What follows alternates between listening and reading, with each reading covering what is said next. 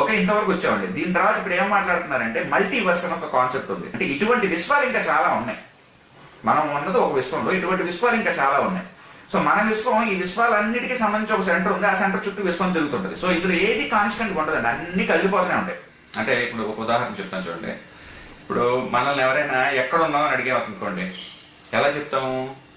ఏదో ఫలానా బ్యాంక్ దగ్గర ఉన్నాను, ఫలానా వీధిలో ఉన్నాను, ఫలానా చెట్టు దగ్గర ఉన్నాను, ఫలానా పుట్ట దగ్గర ఉన్నాను.